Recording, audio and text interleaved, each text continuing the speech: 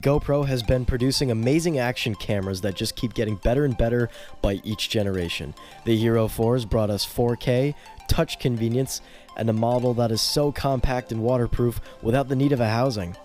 The flagship Hero 5 Black model from this year takes all of those features and wraps it into one amazing little camera.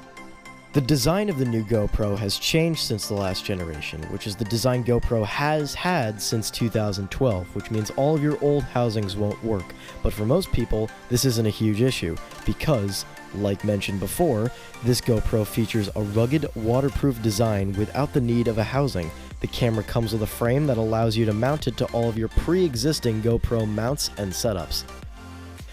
The camera is waterproof up to about 30 feet, which for most people is fine. But if you're, say, a diver and you'd like to take your Hero 5 with you, you can get the Uber protective housing, which will allow you to dive even deeper with your GoPro, going more than 30 feet. Because of the waterproof design, the ports on the camera are a little harder to open because of the seals on the doors. But what is nice is that the door to the mini HDMI port and the charging port is attached, unlike older GoPros, so you don't have to worry about losing it, but it can still be removed just in case you want to access the ports while the camera is mounted in the frame, or you feel the need to clean the rubber seal. The Hero 5 Black has also changed its charging port. Previous GoPros have used mini USB for charging and data transfer, with the exception of last year's session that used micro USB. The new GoPro features a USB Type-C port, which allows for faster charging with accessories like the supercharger, connecting it USB Type-C to USB Type-C. And from my tests, the Hero 5 Black charged a little faster than the Hero 4 Silver did, using a standard iPad wall adapter. Nothing drastic, but the supercharger is really what made a difference, allowing me to charge my GoPro in under 2 hours. Speaking of charging, the Hero 5 Black features a new battery, which is annoying for people like myself that have the Hero 4 and have many batteries for it, but I'm seeing longer run times with this camera by squeezing almost around 2 hours while recording in 2.7K at 30 frames per second, when I could only get about an hour and 15 minutes to maybe an hour and 20 minutes with the Hero 4 Silver recording in the same resolution. Resolution is the one thing that hasn't changed from the last generation. The Hero 5 Black can record up to beautiful 4K at 30 frames per second. It can also do 2.7K up to 60 frames a second, 1440p up to 80 frames a second, 1080p at 120 frames per second, 960p at 120 frames per second, and 720p up to 240 frames per second. And it also takes 12 megapixel photos. Video quality is something that hasn't changed that much. I'd say the Hero 5 looks a little sharper than the Hero 4, but nothing drastic. Here, take a look.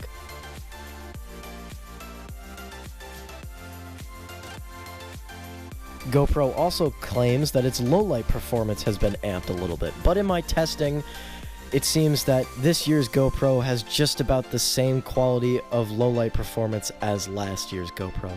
I'd say it looks a little different, but nothing drastic. The new GoPro features 3 microphones. GoPro claims that the audio sounds better than the last generations. It's not a huge difference, but the new GoPro definitely sounds a lot louder. No changes were done to the audio here. Here's the raw audio. GoPro Hero 5 Black mic quality inside. GoPro Hero 4 Silver mic quality inside. GoPro Hero 5 Black microphone quality outside. We're outside, there's noise going on, there's some construction going on a few houses down. Give us a chance to see how the microphones act outside and which microphones pick it up, whether they all work in sync or not. I'm talking behind the camera, the sound's going on in front of it, just to see how it sounds. GoPro Hero 4 mic quality outside. The yard work, or the construction work, has stopped a few houses down. My dog is barking inside. I'm talking behind the camera. The GoPro Hero 4 only has 1 microphone, so let's see what it picks up.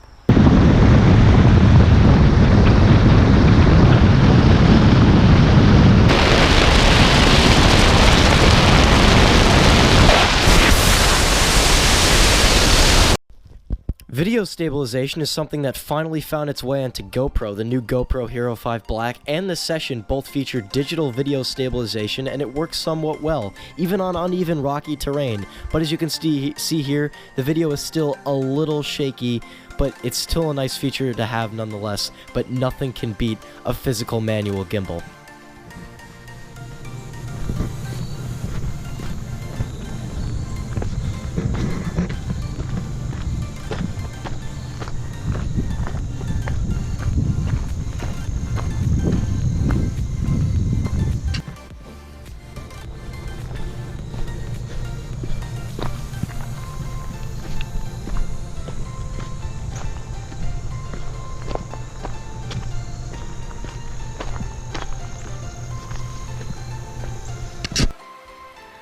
Another feature that GoPro has added onto the Hero 5 Black is the one-button control that allows you to turn on your camera, start recording, and stop recording and turn it off with the touch of one button. This feature was pulled right from last year's Session, but isn't completely new. This feature could be turned on with the old Hero 4s. Another big feature this camera has to offer would have to be voice control. Having voice control on a GoPro has to be probably one of the coolest things that GoPro has ever introduced. With voice control, it allows you to start recording, stop recording, take a picture, take a burst of pictures, and turn off your camera without even touching any buttons. GoPro, start recording.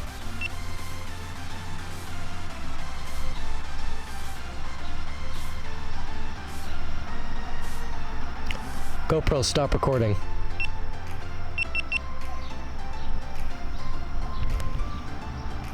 GoPro, take a burst.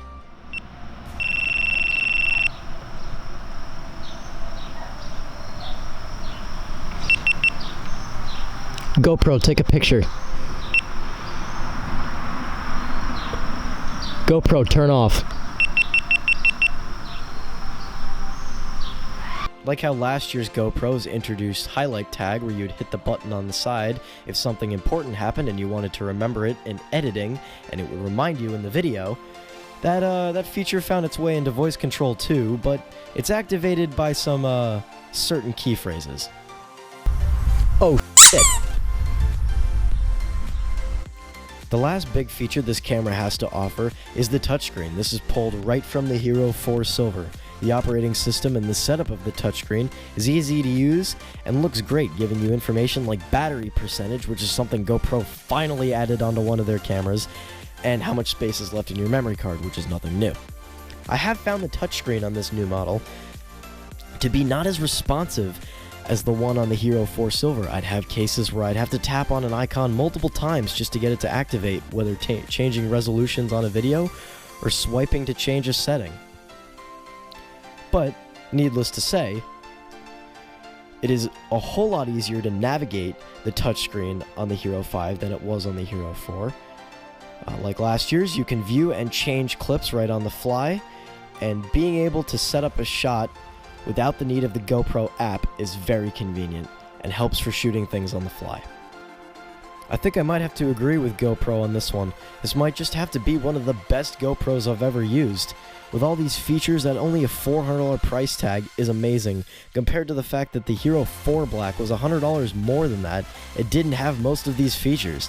It's very exciting to see that this is where GoPro is going, with the release of this camera, the Hero 5 Session, their GoPro Plus service, which gives you discounts on GoPro accessories and saves your videos to a cloud service, GoPro Care, which is basically Apple Care for your GoPro, which is something that is way overdue, and their new ground and air video stabilization solution, the Karma, which is a product I hope to review upon its release.